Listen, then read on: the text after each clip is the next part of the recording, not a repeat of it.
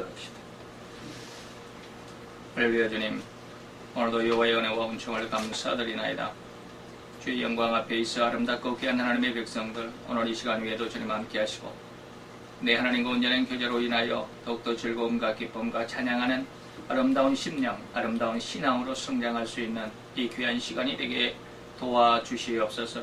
알지 못하며 깨닫지 못하며 의식하지 못한다 할지라도 하나님, 우리 속에 영원히 함께 하시며 우리 속에 또한 영원히 섭리하시며 주장하시며 인도하시기까지 하나님의 영광이 우리 가운데 있음을 믿는 귀한 믿음 안에 성장하게 하시고, 오늘 또한 아버지는 우리 속에 진정 하나님께서 원치 아니하시는 그런 잘못된 신앙, 불법적인 신앙, 아버지며 온전히 하나님 앞에 영광을 돌려드리지 못하는 안타까운 그런 신앙들이 하나님의 말씀에 귀한 채찍을 맞게 하시고, 또한 징계를 받게 하시고, 또한 하나님 앞에 책망을 듣게 하시사 온전히 내려놓고 주의 영광 앞으로 나올 수 있는 귀한 은혜의 시간이 되게 도와주시옵소서. 우리로 인하여 주의 영광 가운데 아버지며 또한 하나님의 은혜와 은총 가운데 더 깊은 은혜로 뿌리 내리는 신앙이 되게 하시고, 주의 영광 가운데 이룰 수 있는 아름답고 귀한 또 성숙한 신앙으로 성장케 도와주시옵소서.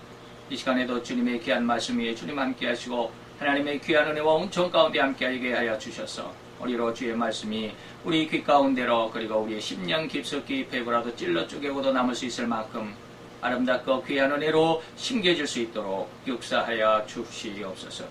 예수 그리스도의 이름으로 감사와 기도드려 사옵나이다. 아멘.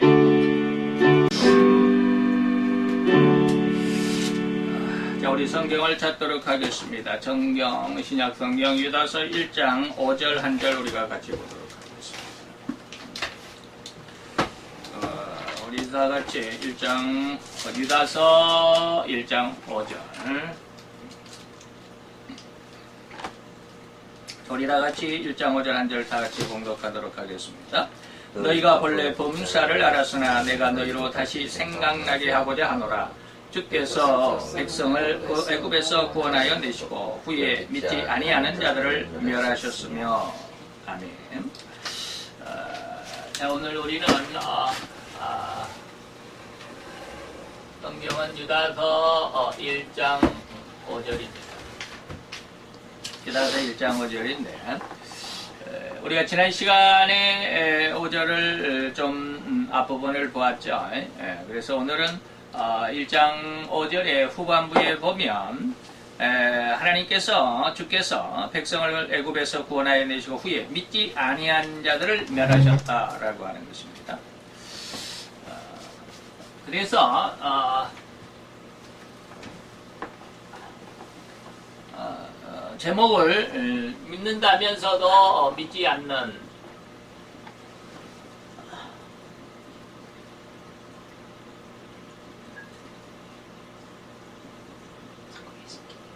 좀 제목이 이상하죠. 말이 좀 이상하죠.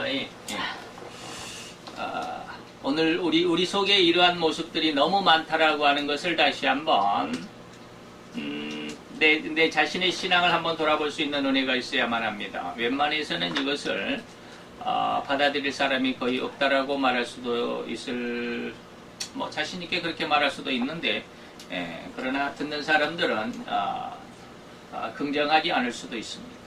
자, 뭐라고 그랬냐면 믿는다 하면서도 믿지 않는 그런 믿음이 있다라고 하는 것입니다. 그래서 믿지 않는다라는 말이 과연 무슨 말일까라고 하는 것입니다. 믿지 않는다라는 말이, 믿지 않는다. 근데 이 말씀을 누구에게 했어요? 불신자들에게 너희들이 믿지 않는구나 라고 이렇게 말씀하시는 것이 아니라 뭐라고 그랬냐면 주께서 그의 백성들에게 이 말이죠. 주께서 백성을 애굽에서 인도하여 내시고 애굽에서 구원하여 내시고 그 다음에 그들이 믿지 않았을 때 그들을 멸하셨다라고 하는 그런 말씀이 오늘 1장 5절의 말씀의 내용입니다. 그래서 누구에게 이 말씀을 하십니까? 성도에게 이 말입니다. 오늘날 성도에게.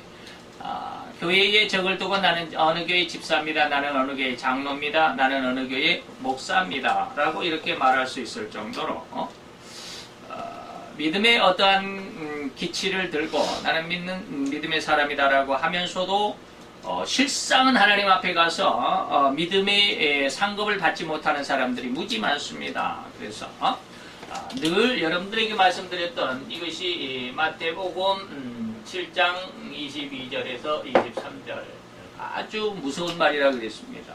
무슨 내용이라고요?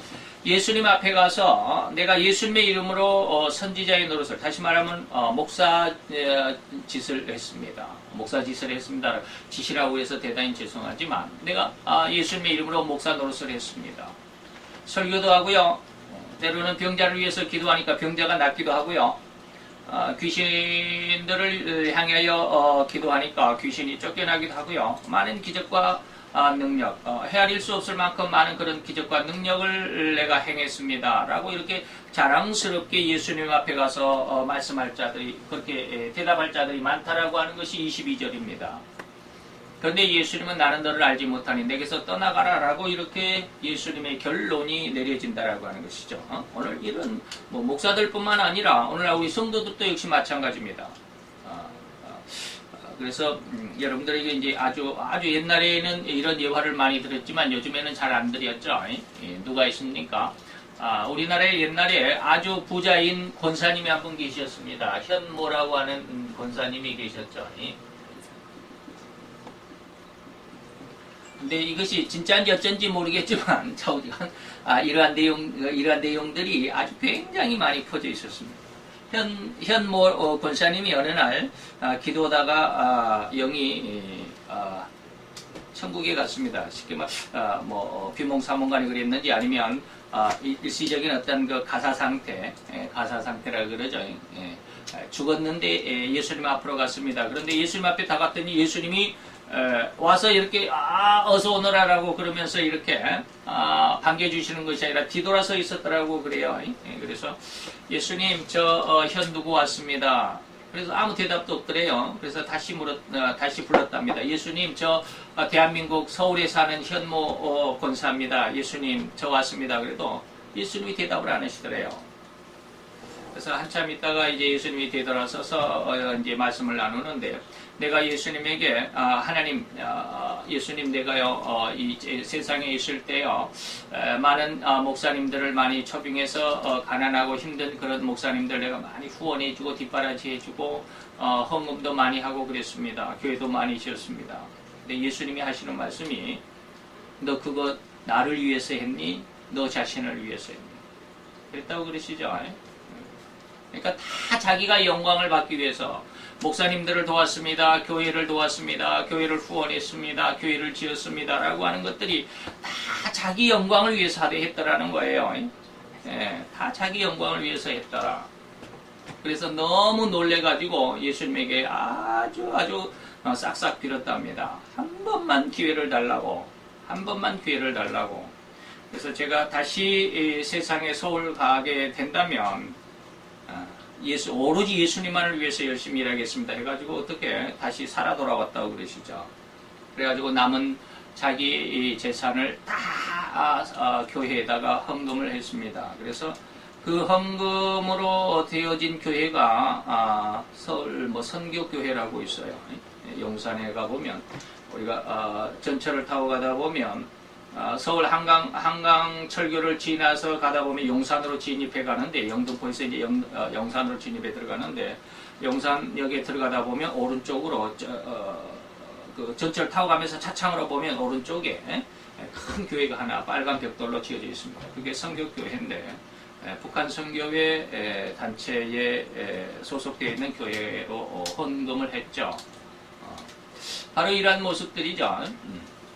내가 하나님 앞에 열심히 일을 했고 하나님의 영광을 위해서 열심히 일을 했고 하나님의 나라를 위해서 내가 헌신하고 정말로 충성했습니다. 그런데 그 충성이 하나님 앞에 받아들여지지 않을 때가 많다라고 하는 것입니다. 이제까지 여러분들에게 아주 강력하게 말씀드렸던 것이 뭐냐면 내 죄성이라고 하는 것이죠.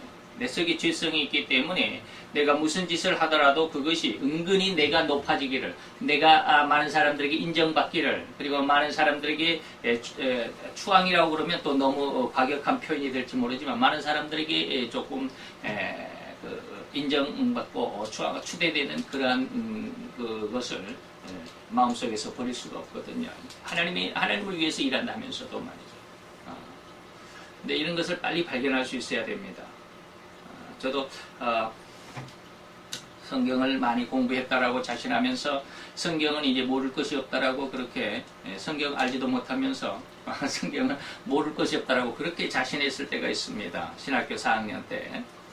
그래서 신학교 4학년 때 안수를 그 다음에 이제 대학원 1학년 때, 연구원 1학년 때 이제 교회를 개척을 했는데 그때 내가 그런 자신감이 있었죠.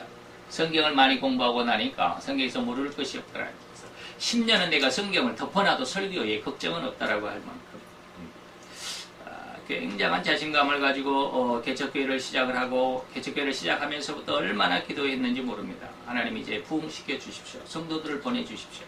제가 이렇게 하나님의 말씀에서 훈련받고 하나님의 말씀에서 은혜를 받고 하나님의 은혜 가운데서 이와 같은 이제 교회를 개척하고 주 앞에 헌신하고 열심히 노력하고자 충성하고자 원합니다. 성도들을 보내달라고 그건 한 1년 반을 새벽에 계속 기도했습니다. 한 1년 반쯤 후에 하나님이 뭐라고 그러셨을까? 분명히 응답이 왔습니다. 그때 하나님이 갑자기 기도하는데 그렇게 물으셨습니다. 내가 너에게 부흥을 주면 너는 뭐 하려고? 이런 질문을 하셨습니다. 부흥되면 너 뭐 할래? 그 순간 하나님께서 내 속을 들여다볼 수 있는 눈을 주셨습니다. 저는 그때까지는 제 인간이 사람이 자기 속을 들여다볼 수 있다라고 하는 것은 전혀 의식조차도 눈치조차도 채지 못했을 그런 당시였는데 그럴 때였는데 하나님께서 갑자기 내가 부흥이 되면 너 뭐 할래? 근데 그 순간 하나님께서 제 자신을 들여다볼 수 있는 눈을 주셨는데 그 순간 내가 이렇게 말하고 있다. 내가 하나님의 은혜 가운데 하나님 앞에 충성하고 헌신했더니 하나님 앞에 성경 공부를 많이 하고 하나님의 진리의 은혜 가운데 있었더니 하나님께서 나를 축복해 주셔가지고 개척한 지 2년 만에 100명입니다. 하나님께서 나를 이렇게 축복해 주셨고 나는 하나님의 영광의 은혜 가운데서 이렇게 목회에 성공했습니다라고 자랑하고 있는 내 모습을 보여주셨습니다. 누구의 은혜라고요? 하나님이 내게 축복을 주셔서 하나님께서 내게 은혜를 주셔서 라고 말은 하고 있지만 전제 조건으로 말하고 있지만 전부 다 내가 영광을 받고 나 이렇게 능력 있는 사람이야. 나 이렇게 실력 있는 사람이야. 네가 나만큼 성경을 알아? 네가 나만큼 성경을 공부했어? 이런 마음이 내 속에 꽉 차 있으면서 그런 내 모습을 보게 하셨습니다. 그 순간 부끄러워서 하나님 앞에 그 다음부터 한 1년 정도는 교회 부흥을 위해서 기도해 본 적이 없습니다. 너무 부끄러웠습니다. 그때부터 사람의 마음을 조금씩 보기 시작했습니다. 그때 하나님이 그 눈을 열어주시면서 사람이 목사님들 중에서도 이렇게 이야기를 하다가 어떤 이야기를 하다 보면 저 사람이 지금 어떤 의도에서 저 말을 하고 있다라고 하는 것이 느껴지기 시작했습니다. 오늘 현모 권사님이나 마태 7장 22절 23절에 나오는 많은 목회자님들이나 이 모든 사람들이 뭐냐면 자기 자신을 들여다볼 수 있는 눈이 없습니다. 그래서 오늘 이스라엘 백성들도 역시 마찬가지입니다. 이스라엘 백성들, 히브리 백성들, 출애굽한 백성들조차도 뭐라고 그랬냐면 자기가 지금 하나님 앞에서 하나님의 은혜로 말미암아서 애굽에서 구원함을 받았습니다. 그러나 그 후에 나를 구원해 주신 그 하나님을 믿지 않았다라고 하는 것입니다. 믿지 않았다. 도대체 왜 이러한 일이 있을 수 있을까라고 하는 것입니다. 하나님의 권능을 친히 체험하고도 다시 말하면 마태복음 7장 22절에 보면 하나님의 권능을 체험했던 사람들이 있습니다. 이런 사람들이 누구예요? 히브리서 6장입니다. 하나님 앞에 한번 비침을 받고 하나님의 은사에 참여한 바 되고 성령에 참여한 바 돼서 거룩한 하나님의 영광을 드러냈던 많은 사람들이 후에는 어떻게 했다? 십자가를 오히려 짓밟았더라. 그래서 다시 구원할 길을 얻지 못했다라고 하는 게 히브리서 6장 내용입니다. 오늘날 우리들은 성경 안에서 전부 긍정적인 것을, 물론 긍정적인 것을 봐야죠. 거의 모든 설교가 전부 긍정적인 설교입니다. 그런데 그 속에 한 가지 맹점은 하나님께서 말씀하신 경고는 거의가 빠져 있습니다. 설교 중에 하나님께서 이렇게 경고했습니다. 다시 말하면 제가 지금 말씀드렸던 마태 7장 22절, 3절, 그 다음에 히브리서 6장, 아니면 거의 모든 성경 안에서 하나님께서 내가 너를 징계할 거야, 내가 너를 책망할 거야, 내가 너를 용서하지 않을 거야 라고 하는 그 모든 내용들, 왜 하나님이 그렇게 말씀하셨는가라고 하는 내용들은 전혀 설교에 들어있지 않습니다. 똑같이 양분이 돼야 되죠. 하나님의 긍정적인 하나님의 은혜가 있으면 하나님의 진노, 왜 하나님이 이렇게 진노하셨는가를 알 수 있어야 합니다. 근데 너무 하나님의 은혜만을 강조하다 보니까 하나님의 공의는 거의 터치를 하지 못하니까 하나님은 그저 우리를 사랑하는 줄로만 알지 하나님이 우리를 징계하고 책망하는 줄을 모른다라는 겁니다. 하나님이 우리를 징계하고 책망하십니다. 오늘 여기서도 분명히 그렇게 하나님이 징계하셨다라고 말하고 있습니다. 하나님의 백성들을 구원해냈지만 그들이 믿음을 버렸기 때문에 내가 그들을 멸망을 시켰다. 구원함을 주었지만 그들이 구원함의 은혜에 보답하지 않으므로 내가 그들을 멸망을 시켰다라고 하는 그런 내용들입니다. 자, 이들은 어떠한 사람들이었을까? 그 내용들을 오늘 이제 다시 한번 계속해서 말씀을 드리도록 합니다. 오늘 출애굽 백성들은 왜 그들이 다시 하나님 앞에 구원함을 받았고 하나님의 은혜 가운데 있었지만 왜 버림을 받았고 왜 멸망을 받았을까? 그것은 뭐냐면 그들은 하나님의 권능을 직접 체험했죠. 우리는 히브리서 6장에 보면 하나님의 권능, 하나님의 성령, 하나님의 은사를 직접 체험했던 자들입니다. 그들의 눈앞에는 뭐예요? 불기둥이 있었고 그들이 지금도 보고 있습니다. 불기둥이 있었고 구름기둥이 그들 앞에는 오늘도 지금 둥둥 떠 있습니다. 하나님의 불기둥과 기름기둥은 40년 동안 이스라엘 백성들을 떠나본 적이 없습니다. 낮에는 구름기둥, 밤에는 불기둥으로. 하나님의 은혜와 섭리, 하나님의 주권하심과 주장하심이 우리 가운데 있다라고 하는 것이에요. 그런데 이러한 하나님의 은혜가 그들 눈앞에 지금 있음에도 불구하고 그들은 이것을 다시 한번 쳐다보고 직접 체험하고 그 속에 있음에도 불구하고 이것을 어떻게 했다? 버렸다라고 하는 것입니다. 왜요? 이러한 하나님의 은혜를 어떻게 버렸어요? 금송아지로 버렸잖아요.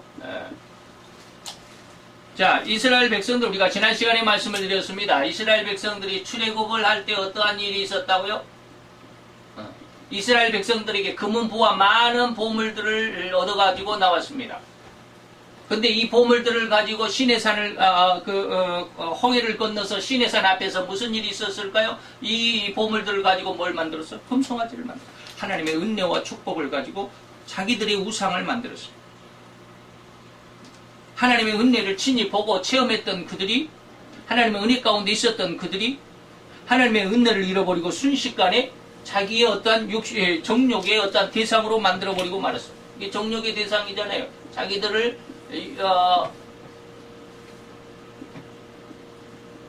자기의 욕심의 대상으로 만들었어요. 자기들이 출애굽할 때 하나님께서 그들을 출애굽시켰고 하나님이 그들을 구원했지만 그들은 그 하나님의 은혜를 내 욕심껏 사용했더라라고 하는 거예요. 내가 잘 살기 위해서, 내가 더 세상 속에 이름과 명예를 나타내기 위해서.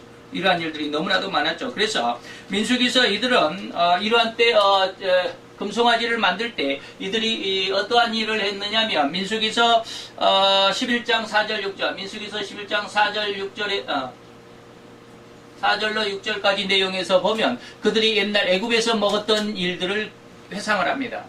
이제 우리가 이 광야에 들어왔으니 옛날에 우리가 애굽에 있을 때는 물에도 오이도 먹고 부추도 먹고 마늘도 먹고 우리가 정력이 건강해서 이렇게 건강하게 활발하게 사회생활을 하면서 잘 먹고 잘 살았는데 이제 이 광야 생활도 광야로 나오다 보니까 여기서 누가 마늘을 줍니까? 오이를 줄 수 있습니까? 아무것도 경작하거나 아무것도 수확할 것이 없잖아요. 아무것도 없어요.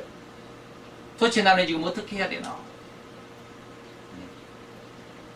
정말로 암담한 그러한 상황 가운데 다시 말하면 이것이 뭐냐면 이 하나님의 보물을 금송아지로 정욕의 대상으로 바꾸는 이 가운데 아주 중요한 문제가 하나가 들어있습니다. 이거를 해결을 못하니까 그래요. 이게 뭐냐면 바로 현실이라고 하는 사실입니다. 현실. 무슨 말인지 이해가 됩니까? 자, 오늘 우리가 하나님께서 주신 은혜가 분명히 있었지만 그 은혜를 하나님 앞에 돌려드리지 못하고 자기 욕심과 야망, 금송아지, 세상적인 정욕으로 우리가 바꿔내는 것은 뭐냐면 현실이라고 하는 너무나도 두터운 벽이 있기 때문에 그렇습니다. 이 현실이라고 하는 것을 저는 늘상 여러분들에게 말씀을 드렸지만 세상과 세상의 법칙이다라고 하는 말로 많이 이야기합니다. 이 세상, 하나님이 없는 세상, 자기의 명예와 이권을 가지고만 살아갈 수 있는 세상, 그리고 그 자기와 자기의 명예와 자기의 이권을 이루어갈 수 있는 세상적인 법칙들, 이렇게 하면 네가 잘 살 거야, 이렇게 하면 네가 명예를 얻고, 이렇게 하면 네가 권세를 얻을 거야. 그래서 더 높은 권세가 있는 사람들을 향하여 얼마나 많은 사람들이 그 권세에 아부하고 하첨하고, 그래서 오늘날 지금 우리나라 대한민국의 국정농단이라고 하는 이 엄청난 뭐라 그럴까, 그 핵폭탄급 폭탄을 터뜨린 것이 뭡니까? 세상의 법칙 중에 하나잖아요. 내가 이렇게 하면 내가 잘 먹고 잘 살 거야. 내가 이런 명예와 권세를 얻을 거야. 그래서 그 사람 앞에만 가면, 그 사람에게만 잘 보이기만 하면 내가 큰 영광, 큰 성공, 큰 복을 누릴 수 있을 거야 라고 했던 많은 사람들의 모습이 바로 이런 것이잖아요. 이 현실 앞에 이 현실을 이겨낼 수 있는 힘이 없기 때문에 그렇습니다. 다시 말하면 이 현실에 뭐 했다? 무릎을 꿇었기 때문에 이들은 금송아지를, 하나님의 복을 오히려 금송아지로 바꾸어 버리고 말았어요. 이게 아주 중요한 문제입니다. 마태 7장 22절 23절 하나님 앞에 그 엄청난 능력과 기적과 이사를 행했던 그 많은 목회자들, 그리고 하나님의 백성들, 왜 하나님 앞에서 책망을 받고 하나님 앞에 징계를 받고 멸망의 구렁텅이로 떨어져야만 하느냐? 현실을 이겨내지 못했기 때문에 그렇습니다. 자, 현실은 어떠한 모습으로 우리가 생각을 해볼 수 있느냐 하면, 현실 속에서 거의 대부분, 거의 99% 이상이 뭘 이야기를 하느냐 하면,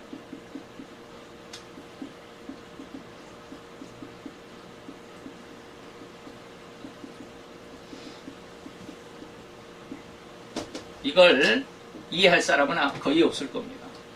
수고와 노력은 없어요. 그런데 그 열매와 성공을 이루려고 합니다. 이 말 받아들일 사람이 거의 없을 겁니다. 왜? 아니, 오늘날 수고하고 노력하지 않는 사람이 어떻게 성공을 바라지 않을 수 있겠느냐? 성공을 바라는 사람이 거꾸로 수고와 노력하지 않겠느냐? 나는 이렇게 밤늦게까지, 이른 새벽까지라도, 뭐, 새벽 1시, 2시까지라도 이렇게 열심히 수고하고 애쓰고, 그러잖아. 왜 내가 그렇게 힘들게 일하겠어? 성공을 위해서 하는 거야. 그런 수고와 노력이 있었다, 성공도 있었다. 그러면 둘 다 5가 되면 맞겠는데, 위에 지는 X를 보고 내가 표현을 했어요. 근데 밑에 지는 O라고 표현했어요. 그러니까 이걸 오늘날 거의 많은 사람들이 이것을 받아들일 수가 없습니다. 그러니까 굉장히 의미가 깊습니다. 이게 무슨 뜻이냐면, 인간적으로는 이것이 두 개 다 5가 될지도 모르겠어요. 근데 하나님의 영적인 내용 안에서 바로 이러한 의미입니다. 위의 것은 안 하고 아래 것만 했다라고. 다시 말하면 믿음으로 하나님 앞에 수고와 노력을 안 했습니다. 다시 말하면 기도도 안 하고, 뭐 성경도 안 읽고, 뭐 성경 공부도 안 하고, 뭐 예배도 뭐 그런 대충 하고. 다시 말하면 신앙생활에는 0점이다 이 말. 신앙생활은 잘 안 해. 그러면서도 성공하려고 해요. 지금 제가 이것을 인간적인 모습 안에서 말씀드리는 것이 아니라 영적인 모습으로 말씀을 드렸기 때문에 이런 공식이 있다라고 이렇게 지금 말씀드리는 것입니다. 저는 지금 제 자신을 많이 생각을 해봅니다. 글쎄 어떤 결과가 있을지는 모르겠지만, 결과는 사람들은 자기 인생의 결과는 아무도 다 장담할 수도 없고, 아무도 다 미래를 알 수가 없기 때문에 어떻게 큰 소리 칠 수는 없습니다. 그런데 많은 사람들이 가끔가다 드라마에서 보면 그런 이야기를 하더라고요. 아빠가 아들을 오랜만에 만나갖고 하는 말이, 아빠가 병원에 가서 진단을 해봤더니 대장암 3기라고 그러더라. 그런데 살 날이 6개월밖에 안 남았다더라. 하고 그 드라마에서는 아주 죽을 상이죠. 그럴지 어쩔지 모르겠어요. 근데 저는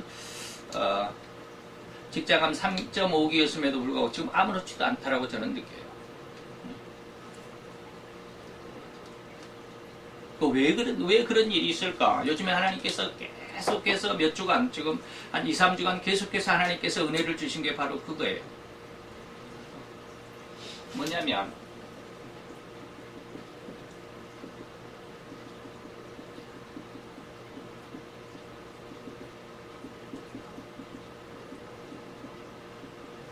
환난 중에서 기뻐하라는 이 말씀으로 계속 은혜를 주세요. 이게 무슨 뜻이냐? 이게 두 가지 의미를 가질 수 있거든요. 근데 결과적으로 똑같은 의미인데 오른쪽을 보느냐 왼쪽을 보느냐에 따라서 해석이 달라져요. 두 가지 의미가 있어요. 오늘날 여러분들이 얼른 생각할 때 이 말씀을 많이 하나님을 믿는 성도들이라면 이 말씀을 많이 들었을 것입니다. 환난 중에서 기뻐하라. 지금 들어오는 받아들일 수 있는 여러분들 의미가 어떤 의미로 받아들이겠어요? 내가 지금 이런 어려움을 당했는데 그럼에도 불구하고 기뻐해라. 이런 뜻이겠죠? 환란이 내게 닥쳤을 때 내 안에서만 이것을 해석하려고 하는 그것도 맞습니다. 근데 또 하나는 뭐냐면 이것이 이 환란이라고 하는 것이 광범위하게 이 말이죠. 아니면 전체적으로 이 말이에요.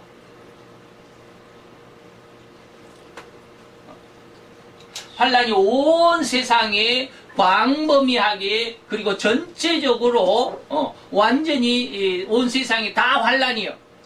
어디 가서 쉴 곳이 없어요. 그런데 그 중에서 나는 뭐요? 그러하니 이 환란이 온 세계적이고 광범위하고 전체적이다, 온 세계적이다라고 이렇게 할지라도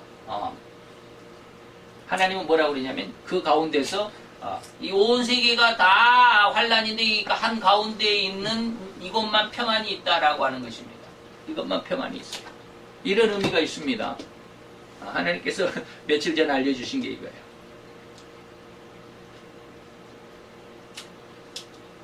자, 그러면서 오늘 여기에서 제가 쭉 말씀드린 것과 여기에 이제 조금 연관을 시켜보면 뭐냐면, 자, 출애굽한 백성들이 많은 하나님의 목회자들과 하나님의 성도들이 하나님의 은혜 가운데 있었음에도 불구하고 그 은혜를 오히려 육신의 그리고 정력적인 그리고 세상적인 것으로 바꿔버렸습니다. 왜 이러한 일이 있었을까? 그 가운데는 이러한 비밀이 있어, 이러한 것이 있어서 현실적인 문제가 있었기 때문에 그렇습니다. 다시 말하면 이 현실적인 문제를 이겨내지 못했기 때문에 금송아지로 바꿔버렸죠. 하나님의 은혜를. 그런데 이 현실적인 문제를 이겨내면 어떻게 하냐면 평안과 기쁨이 옵니다. 그러면 이 현실적인 문제를 어떻게 이겨나갈 수 있는 방법, 이 현실적인 문제를 가지고 금송아지, 자기의 정력적이나 세상적인 것으로 떨어지지 아니하고 오히려 하나님의 믿음 안에서 믿음과 기쁨과 즐거움으로 오히려 승화시켜 갈 수 있겠느냐, 이 현실을 가지고 이 현실 속에서 오히려 이렇게 기쁨과 즐거움과 이런 현실적인 이런 신앙의 성장으로 어떻게 바꿔낼 수 있겠느냐 이 말이에요. 그것이 뭡니까? 그것이 바로 여기서 말씀드리는 수고와 노력이라는 것입니다. 기도와 성경과 예배, 신앙적인 내용들을 잘 관리할 수 있어요. 많은 사람들이 일반적인 삶 속에서, 일반적인 삶, 다시 말하면 여기서 말씀드린, 여러분들에게 말씀드린 이 현실적인 삶 속에서 예수를 믿는다라고 하는, 예수 믿음이라고 하는 이 믿음에, 다시 말하면 현실적으로 이 말이에요. 현실적으로 내가 뭐 새벽 기도를 해봐야 뭐 새벽 기도를 내가 뭐 빠지지 않고 1년 동안 열심히 했습니다. 그런데 이루어진 것이 없어요. 나는 새벽 기도를 그동안 열심히 2년 동안 아주 빠지지 않고 열심히 했습니다. 그런데 아직도 그 자리가 그 자리야. 나아진 것이 없어요. 예. 이런 현실적인 문제에 부닥치니까 이런 현실적인 문제에 무릎을 꿇고 말더라는 거예요. 그러다가 안 되겠다고 포기해버리고 말이에요. 1년하고 2년하고 3년하고 나는 이렇게 했는데 안 되더라는 거예요. 하나님의 응답이 없더라는 거예요. 하나님께서 날 축복해 주지 않는다라는 거예요. 그러다 하다 보니까 흐지부지 되다 보니까 포기하게 되고 다시는 세상, 현실 속에 그대로 묻혀버리고 말아요. 현실 속에 그냥 살아가는 거예요. 뭐 속에? 세상과 세상의 법칙 속에 그냥 살아가게 되는 거예요.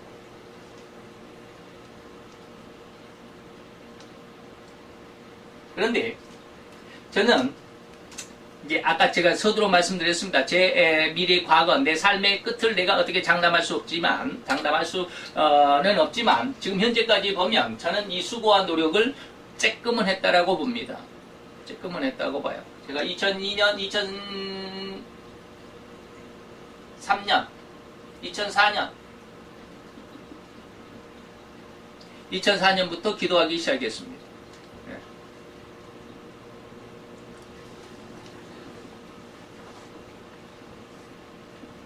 신약만 성경 1일1도 이제 요즘에는 안 하지만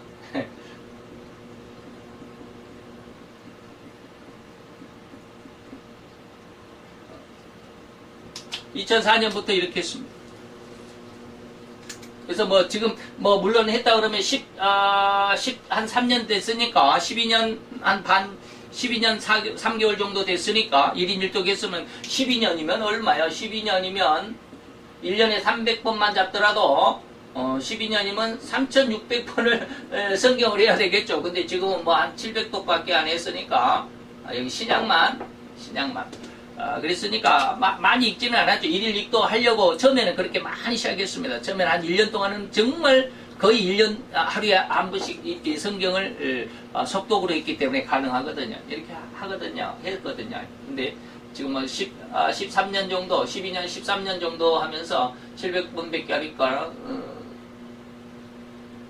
한 5분의 1밖에 안 읽었죠. 자, 어쨌든지 성경을 읽고 하루에 1.5시간 이상을 거의 매일 기도를 했습니다.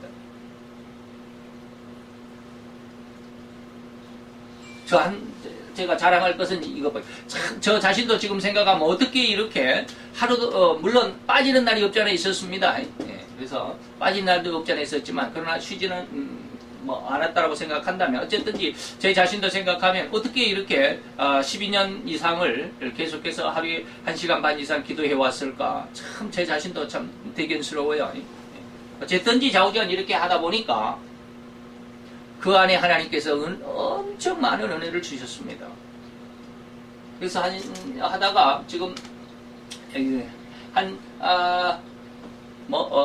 처음부터 하나님의 영적인 은혜가 있었기 때문에 영적인 내용이 무엇인 줄 알고 싶어서 기도를 시작을 했지만 지금은 또 많이 발전하긴 했지만 어쨌든지 이렇게 기도를 하다 보니까 하나님께서 이 환난 중에 기뻐하라고 하는 이 말씀의 의미를 아주 지금은 현실적으로 느끼고 있습니다. 현실적으로 지금 느끼고 있어요. 지금 제가 직장암이 발병된 지가 지금 9개월 됐습니다. 지금 한 오늘이 274일인가 그러거든요. 그러면 3927이니까 9개월이 좀 넘었죠. 9개월이 좀 넘었습니다. 암을 발견한 지가 9개월이 좀 넘었습니다.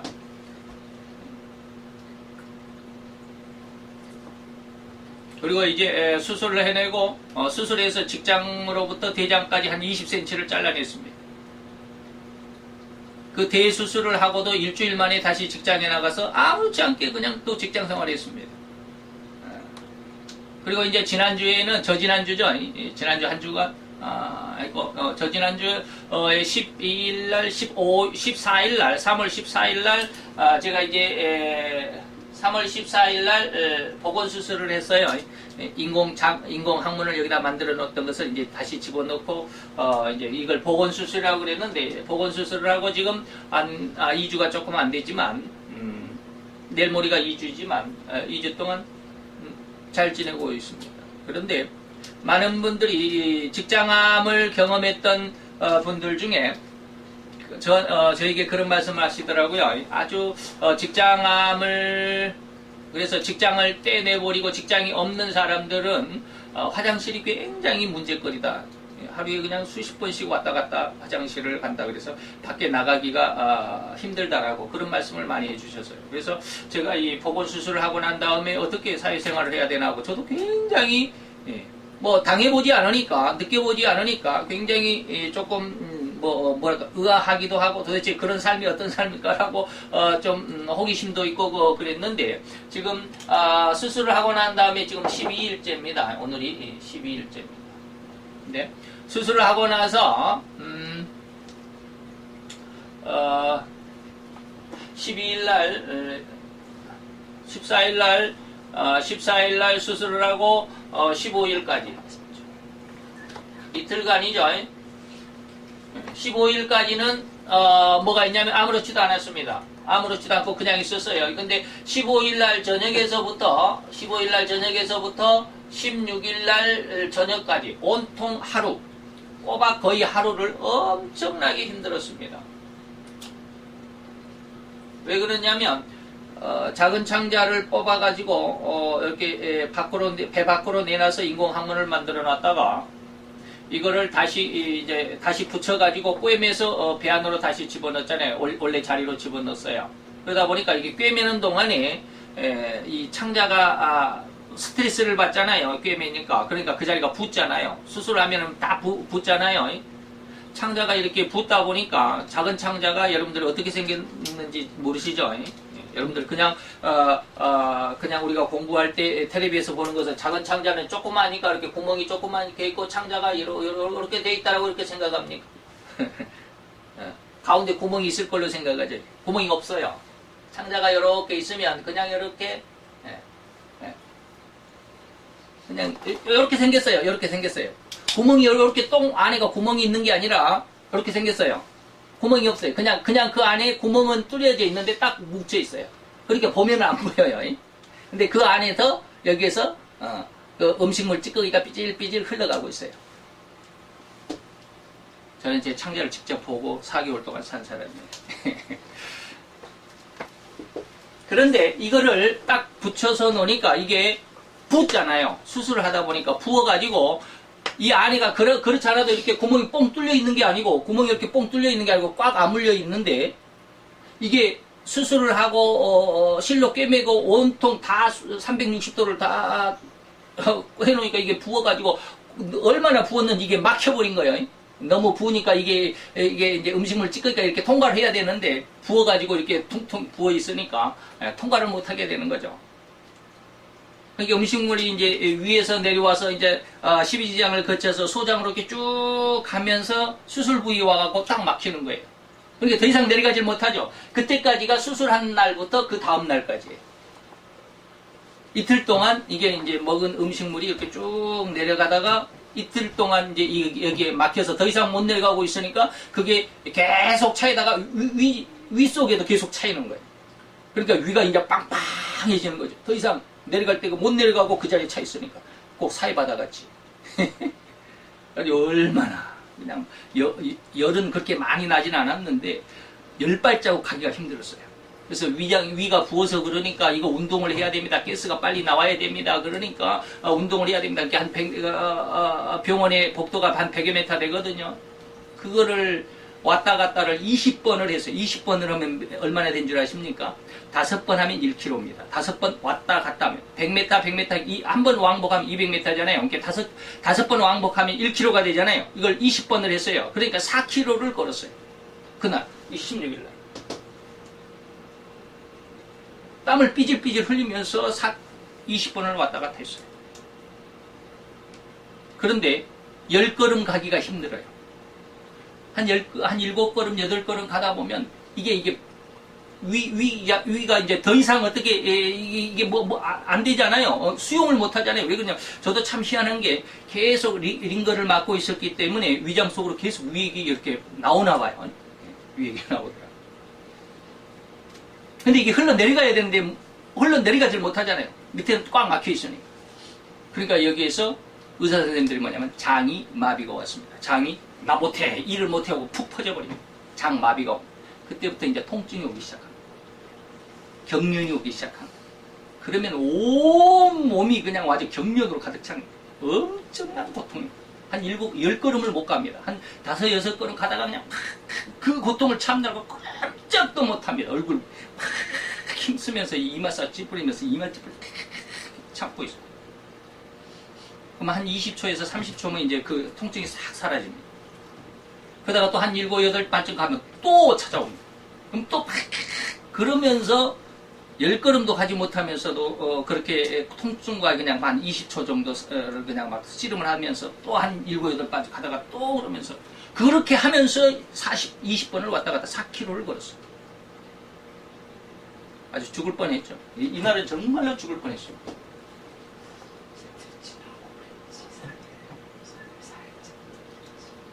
그래서 그 다음날 아침에 17일날 아침에도 이제 일찍 일어나가지고 운동을 해야 돼. 이게 빨리 이게 방구가 안 나오면 안 되니까 하다가 이제 한 10시쯤 되면 이제 회진을 도우시거든요.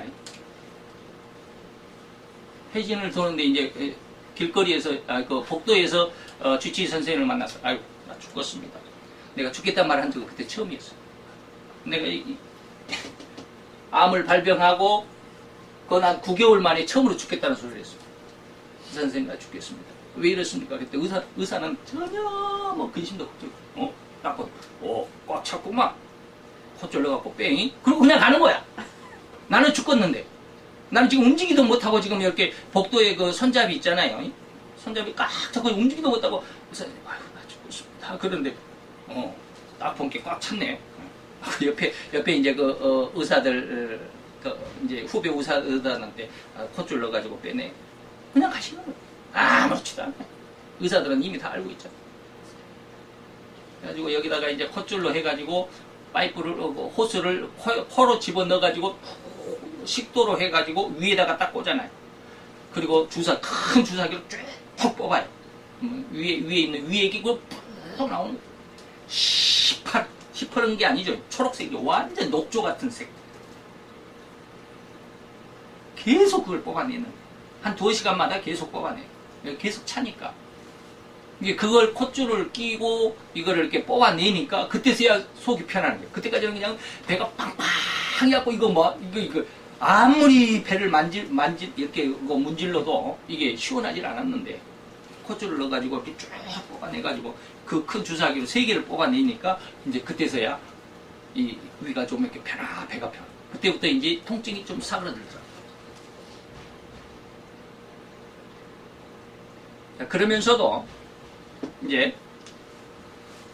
그러면서 이제 그 다음날 이렇게 콧줄을 심고 요걸 좀 뽑아내고 그러니까 벌써 한 3일, 벌써 한 4일, 6일 됐어. 6일째 되는 날. 다른 사람들은 보통 수술하면 이틀이나 3일 안에 방구가 나온답니다. 근데 나는 6일째 갔어야 방구가 나거든요. 다른 사람보다 2배나 길었어요. 방구가 그렇게 안 나왔어요. 그래서 제가 물어봤어요. 한 5일째 되는 날. 의사 선생님한테 가서 아유 나는 왜 이렇게 방구가 안 나옵니까? 그랬더니 의사 선생님 하는 말 특이해서 그래요. 당신은 워낙 특이해서 그래. 처음에 특이해서 암을 발견해가지고 27회 6주간 27회 방사선을 합니다. 6주간 동안 27회 방사선을 하는데 방사선을 하고 나서 암이 거의 나중에 이제 수술해서 꺼내어서 이제 다 이제 전부 다 난도질 해가지고 암 세포를 찾느라고 난도질해서 보니까 암 세포가 하나도 없었어. 27회 방사선으로 깨끗이 완치가 되어버린 거예요. 특이한 사람이래. 예. 그래서 이때도 너무 특이해서 다른 사람은 2, 3일 만에 다 방구 나오는데 당신은 특이해서 안 나옵니다. 그래서 6일 만에 6일째 되는 날 드디어 아침에 이제 다른 사람들은 전부 아침 식사인데 나는 그때까지 금식하고 있으니까 방구가 안 나왔으니까 금식하고 있는데 뒤에가 이상해. 그래서 힘을 뭔가 하고 있는데 뭐가 푹 나와. 예상치도 못하게 방구는 안 나오고 대변이 쏟아지는 거예요. 그래가지고 17일날 하루 종일 17일날 10시 한 8시부터 12시가 되기 전까지 12시가 점심이 나오기 전까지 한 15번은 화장실 왔다 갔다가 갔다가 잠시 앉아있다가 나오면 다시 또 가고 싶고 앞에 있는 그 할아버지 그 둘째 아들이 오니까 아주 말이 많은 그런 사람이 있더라고. 어떤 사람이 하는 말이 뭐냐면 아저씨 화장실 많이 가시네요. 그러더라고. 나는 그런 사람이에요. 왜 그러세요? 이렇게 직장암으로 내가 수술해서 직장이 없어서 이렇게 이렇게 화장실을 자주 가게 돼요. 그랬더니 아 그러세요. 건강관리 잘하세요. 하고 이제 그 사람은 그날 갔는데 어쨌든지 저도 직장암을 수술한 쉽게 말하면 병의 선배들 이야기를 들어보면 하루에 최하 15번은 화장실 왔다 갔다 해야 된다고. 보건수술하고 난 다음에 한 2달간은 그럴 거라고. 의사들도 그러시더라고. 제가 23일 날 이렇게 14일 날 이번 수술을 하고 23일 날 제가 퇴원을 했거든요. 23일 날 퇴원을 했어요. 근데 퇴원하기 전까지 의사들도 그러시더라고. 뭐라고 그러시냐면 앞으로 2달 동안은 그동안 4개월 동안 대장이 소장을 잘라서 항문을 막았기 때문에 소장 이후로 대장으로부터 직장까지는 4개월 동안 운동을 안 했잖아요. 음식물을 받아들이질 않았잖아요. 그러니까 4개월 동안 편안히 쉬고 있었어요.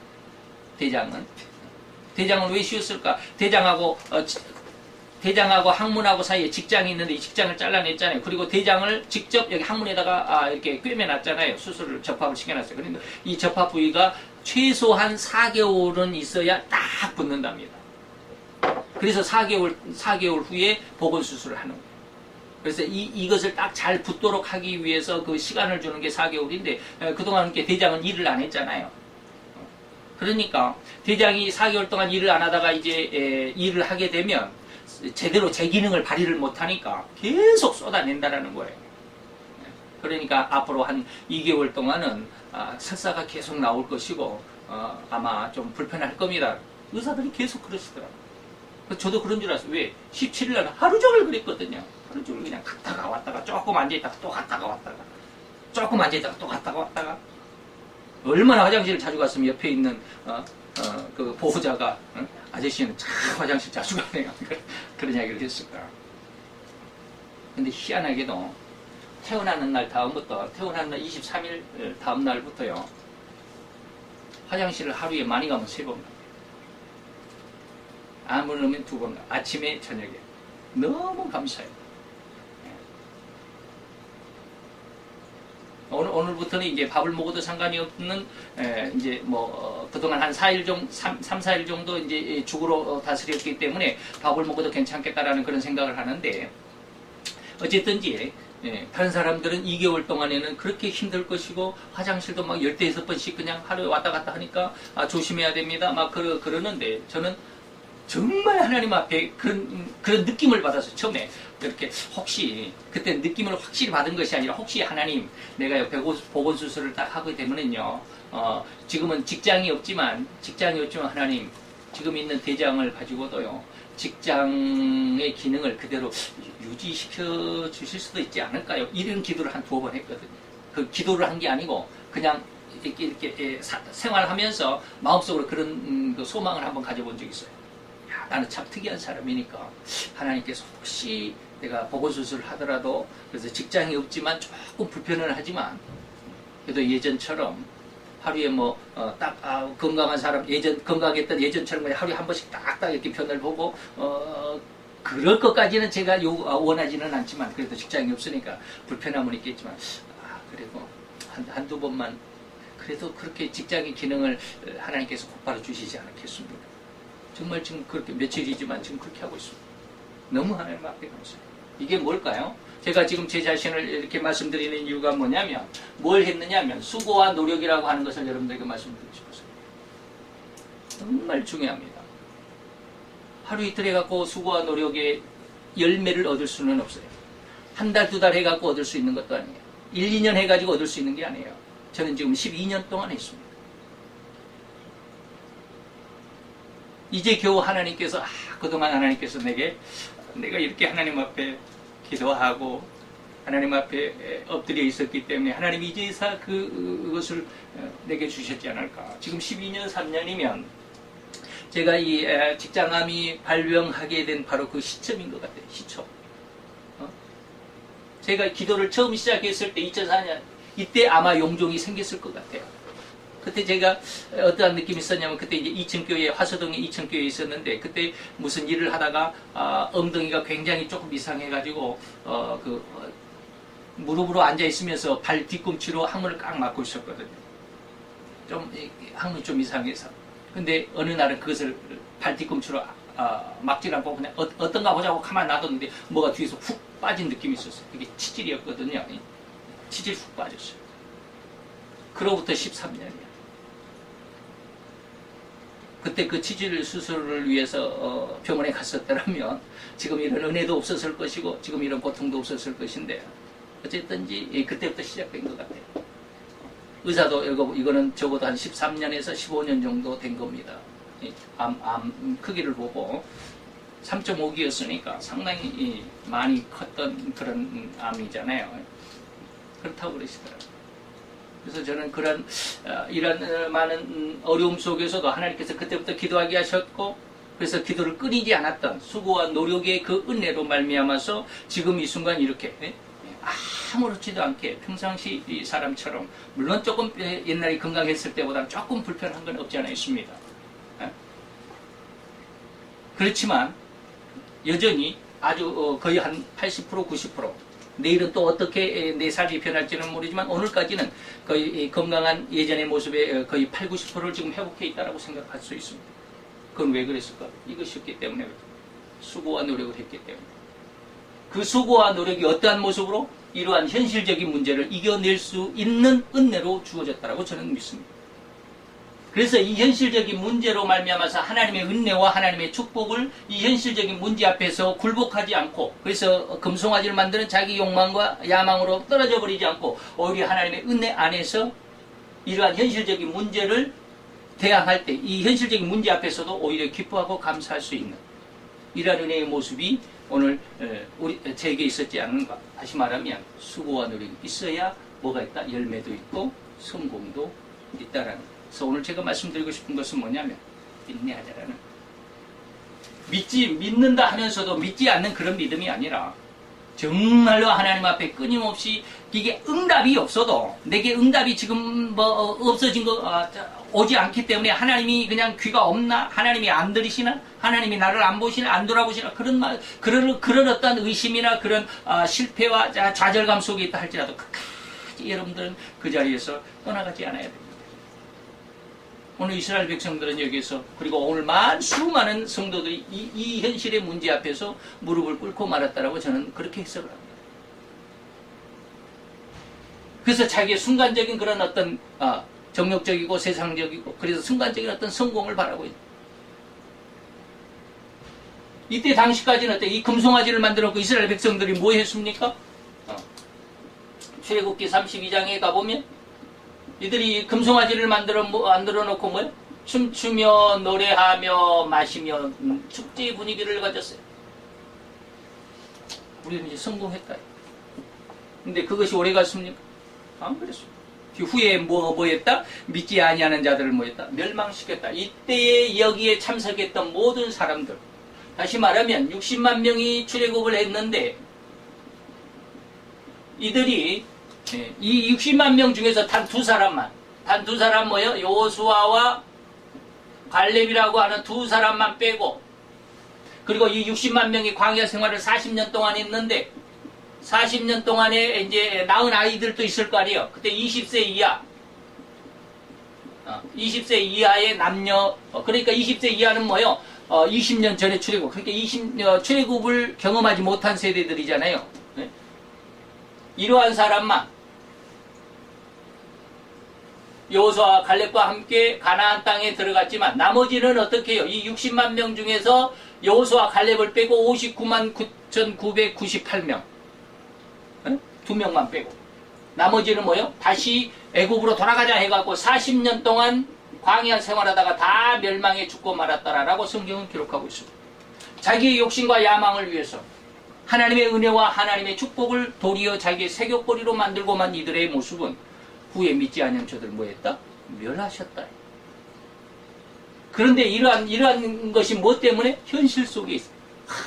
쉽게 말하면 하나님께서 이들 그 가데스 바네아 40년의 광야 생활 속에서 불뱀의 사건도 아시죠? 하나님께서 너무 이스라엘 백성들이 믿음이 없어, 이렇게 하나님의 구름기둥 불기둥 그들에게 날마다 매일같이 그들의 눈앞에 하나님의 임재가 보여져 있음에도 불구하고 그것을 믿지 않아. 여기 하나님의 불뱀을 보냈어요. 불뱀이 어떤 뱀인지 잘 모르겠어요. 자우지가 독사에게 물려가지고 얼마나 고열이 나고 그냥 그 독으로 물린 그 자리가 독으로 인해서 그냥 막 팅팅 부어 올라가지고 죽은 사람들이 수두기 많았어요. 그때 하나님이 모세가 하나님 앞에 그 해결 방법을 물었더니 하나님께서 장대에다가 구리별을 만들어서 높이 쳐들고 있어라. 그리고 그것을 쳐다보는 자에게는 살리라 라고 말하라 그랬어요. 이게 뭐 약을 준 것도 아니고 수술을 한 것도 아니고 쳐다보는 사람은 나서 따라하고 그랬어요. 안 쳐다보는 사람은 다 죽었어요. 왜 그럴까 이거? 이게 믿음이에요. 현실적으로 보면 뭐요? 아니 현실적으로 봐서 이게 무슨 뭐 구리뱀 그거 쳐다본다 그래서 그게 뭐 어떻게 내가 지금 이렇게 퉁퉁 부은 내 발이 어떻게 나을 수 있어? 현실적으로 이게 불가능한 거예요. 목이 말르면 현실적으로 내가 이 갈증을 내가 이겨내야 되겠다 이게 아니라 현실적으로는 뭐요? 아니 물 안 먹어 물 한 컵이 중요하지 하나님 믿음이 뭐가 중요해? 그죠? 현실적으로는 그렇잖아요. 물이 없을 때 그들은 뭐였어? 하나님을 믿지 않았어요. 오히려 한 컵의 물이 더 소중했어요. 다시 말하면 그들이 이 현실 속에서 그들에게 하나님의 은혜가 없다라고 그들이 물론 하나님의 은혜가 없는 건 아니었죠. 근데 이런 것 가지고는 성이 안 차나 보죠. 우리들에게 있어도 굉장히 중요한 문제입니다. 현실의 벽 안에서 이 현실의 벽을 넘어가지 못하면 믿음으로써 이 현실을 이겨내려고 하는 수고와 노력이 없으면 이 수고와 노력이 축적되어 있지 않으면 이것을 이겨갈 수가 없습니다. 그러면 현실에 무릎을 꿇고 맙니다. 어떻게? 이렇게 금송아지를 만드는 현실로 세상과 세상의 법칙에 그냥 그대로 살아갑니다. 하나님의 은혜라고는 있지 않습니다. 오늘 우리가 하나님 앞에서 하나님께서 하나님의 백성을 애굽에서 구원하여 내셨지만 후에 그들이 믿지 아니함으로 인하여서 멸망을 시켰다라고 하는 그 말씀의 의미를 한번 생각해 봤습니다. 정말 중요합니다. 여러분들이 하나님께서 내게 은혜를 안 주신다라고 해도 하나님께서 내게 기도의 응답을 안 해주시고 내게 축복을 안 해주셔서 내가 내 삶이 이렇게 힘들고 어렵다고 할지라도 하나님을 버려서는 안 됩니다. 하나님 앞에 기도하고 하나님을 믿는 믿음을 되돌려서는 안 됩니다. 여러분들이 한번 수고와 노력이라고 하는 말씀을 드렸습니다. 수고와 노력 속에 한번 해보세요. 10년만 해보세요. 여러분들은 그 10년 후에 반드시 내가 하나님 앞에 내가 이렇게 했더니 하나님께서 내게 이렇게 은혜를 주셨구나. 내가 이 현실 속에서 내가 이 현실을 이겨낼 수 있는 이런 믿음이 생겼구나라고 하는 반드시 얻게 될 겁니다. 10년이 길다라고 생각하면 너무 긴 시간입니다. 그러나 짧다라고 생각하면 그냥 흘러가는 시간입니다. 결코 하나님 앞에 기도하는 시간 빼지 마시기 바랍니다. 성경 읽는 시간 빼지 않았으면 좋겠습니다. 기도합시다. 할렐루야. 주님 여호와여 주께 감사와 찬양과 영광을 돌려드리나이다. 오늘도 주님의 사랑 안에서 아름답고 귀한 이 한날 아버지 하나님 오늘 하나님께서 하나님의 백성들을 애굽에서 구원하여 내셨다라고 그러나 저들이 후에 믿지 아니함으로 인하여서 저들을 다시 멸망시킨 하나님의 그 진노와 징계 다시 한번 우리로 기억하게 하시고 추억하게 하시고 우리 마음속에 새기게 하셔서 아버지 하나님 우리가 지금 이렇게 너무나도 아무 이상이 그러나 또한 아무 어려움이 없는 이런 아주 순조로운 시간 이 순조로운 시기에 하나님을 믿는 믿음의 훈련을 잘 갖춰낼 수 있게 되기를 원합니다. 오늘 당장 내게 은혜가 없고 오늘 당장 내게 하나님의 축복이 없고 오늘 당장 내게 하나님의 응답이 없어서 내가 성공을 이루지 못하는 안타까움 속에서 울며 불며 하나님을 또다시 부르고 부르짖는 그런 상황 가운데 있다 할지라도 그러한 기도의 시간 흘려보내지 않게 하시고 포기하지 않게 하시고 끝까지 인내하고 수고하고 노력하는 귀한 믿음의 자녀들이 되게 도와 주시옵소서. 예수 그리스도 이름으로 감사와 기도드려 사옵나이다. 아멘.